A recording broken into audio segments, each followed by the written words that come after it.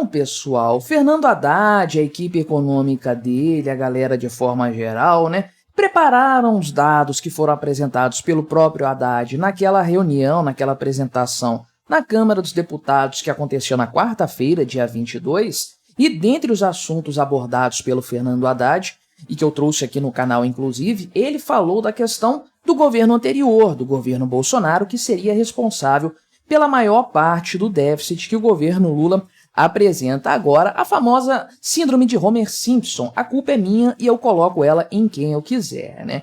Então, o Haddad lavou as mãos e falou que não, a culpa é do governo anterior. Vocês aí do Congresso, apoiadores do Bolsonaro, vocês têm que fazer o teste de DNA na dívida pública para ver quem que é o pai dela, né? Pois bem, acontece que a equipe econômica antiga, a do governo anterior, do Paulo Guedes, que foi ministro da Economia do Bolsonaro, bem, a equipe econômica contestou esses dados apresentados pelo Fernando Haddad aqui de forma geral, colocando em xeque essa narrativa. Muito interessante essa história, então vamos conversar sobre esse ponto, sobre os argumentos do pessoal lá do Paulo Guedes, desmentindo o caô do Fernando Haddad. Mas antes, não se esqueça, deixe o seu like, o seu comentário neste vídeo, se inscreva no meu canal se você ainda não for inscrito, considere se tornar membro patrocinador do meu trabalho com valores a partir de R$ 1,99 por mês. Você me ajuda bastante dessa forma, pode ter certeza disso, né? Então,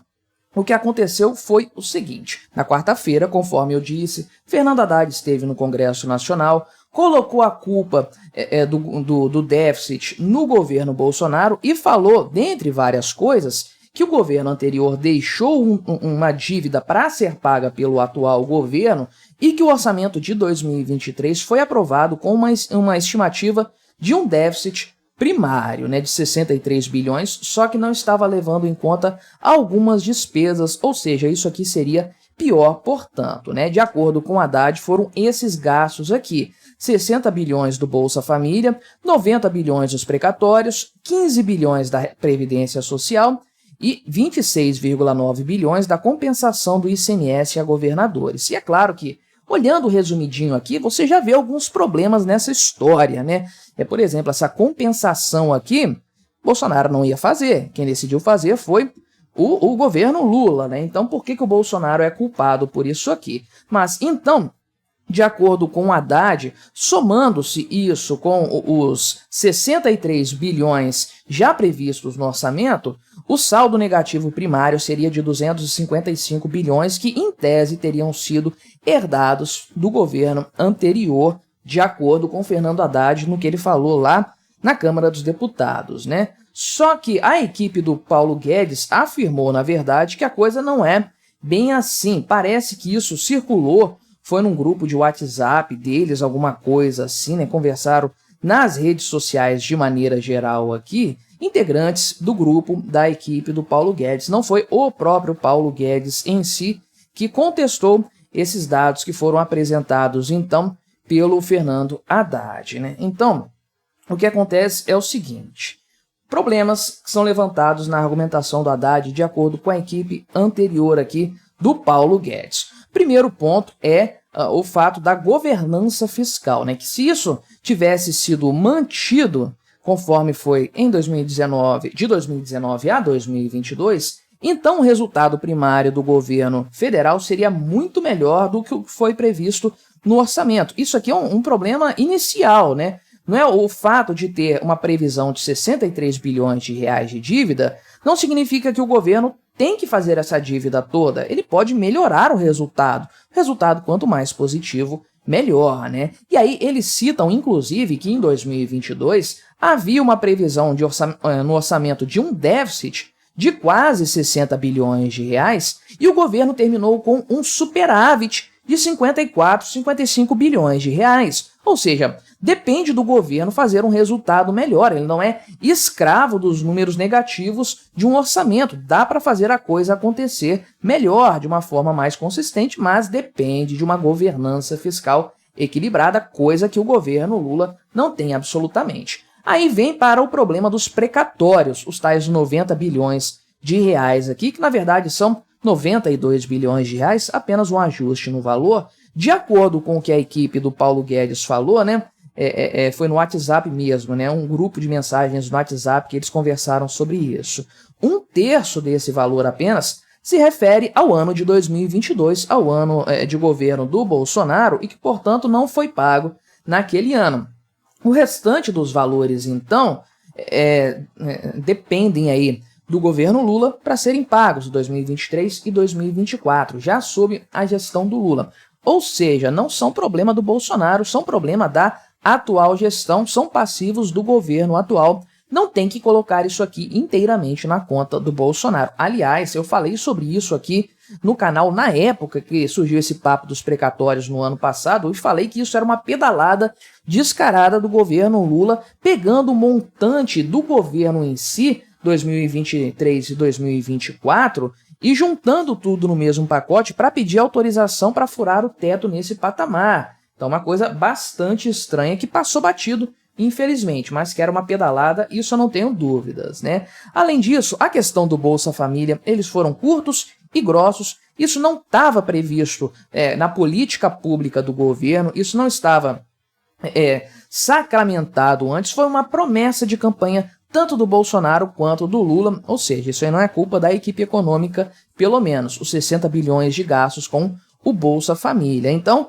isso nem entrou no orçamento no fim das contas, foi uma promessa do Lula, do Bolsonaro, claro, e do Lula também. Então o Lula prometeu isso lá. Por que a culpa seria do Bolsonaro agora? Não faz sentido algum nessa história aí, portanto, né? Então, tem essa questão eleitoral nessa história e tudo mais. O Haddad falou que houve uma subdimensão dos gastos previdenciários na ordem de 15 bilhões de reais, só que a equipe econômica defendeu o seu ponto, falando que as estimativas foram calculadas com aquilo que eles tinham disponível em agosto de 2022, obviamente, como sempre é feito.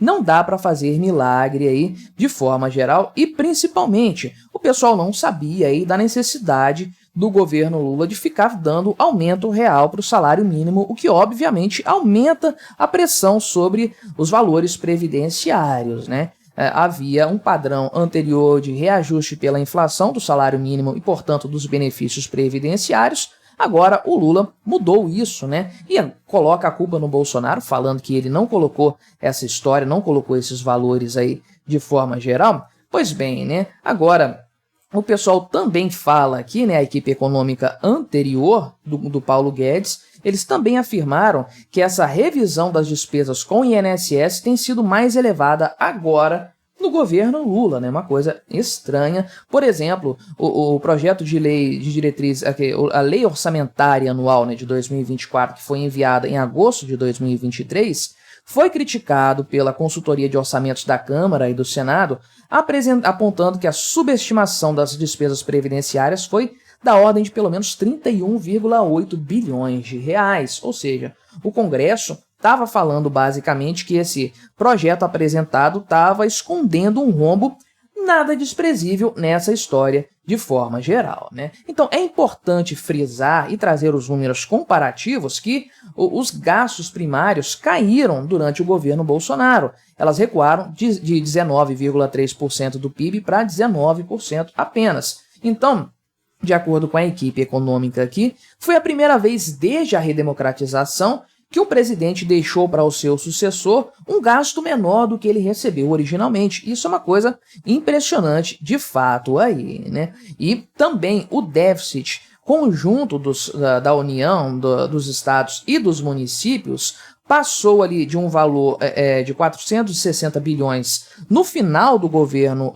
Bolsonaro, o valor nominal, ou seja, tudo já, né, aquela bobagem de resultado primário, o valor nominal, para quase 1 trilhão no final do governo Lula. Não tem explicação para isso que passe pela herança do governo anterior, absolutamente. É uma piora aqui, um resultado 2 vezes pior, né? Porque o resultado anterior era déficit, ainda resultado negativo, mas agora o que aconteceu, meu amigo, é uma coisa completamente absurda, sem dúvidas. E aí vem o gráfico que a gente já conhece, que diz mais que 1 milhão de palavras, né? O problema do crescimento da dívida pública durante o governo Lula, que basicamente é uma pandemia. Olha o vale da pandemia aqui e olha esse vale que nós estamos do governo Lula. Praticamente empatado aqui o cenário, mas sem pandemia. É uma coisa impressionante e uma deterioração de contas públicas absurda de fato, uma coisa completamente insana realmente, né? E aí fica difícil comparar os dois governos dessa forma. E essa comparação, esse montante, esse cenário demonstra realmente o quão absurdo foi o discurso do Fernando Haddad lá no Congresso Nacional, o quão descolado da realidade ele foi. Bastou uma mera conversa no WhatsApp dos membros da equipe do Paulo Guedes, do Paulão Guedes, ministro da Economia do Bolsonaro, para que os argumentos do Haddad fossem desmentidos. Então o cara teve a coragem de levar esses dados completamente infundados para o Congresso Nacional e defender isso como se fosse a verdade absoluta. Pois bem, né? Nada como ter uma equipe mais competente, pessoas que entendem do assunto e que souberam demonstrar algum resultado, os números nos mostram isso, nada melhor do que dispor dessas pessoas para realmente revelar a verdade e mostrar que não, a coisa não é bem o que o Haddad disse, muito pelo contrário, né? Essa história de botar a culpa no governo anterior não cola. 1 ano e 5 meses de governo Lula, já está na hora do Haddad assumir os seus próprios erros, os seus próprios equívocos. Mas me diga aí o que você achou dessa história, colabore com o nosso debate, se inscreva no meu canal se você ainda não for inscrito e até a próxima.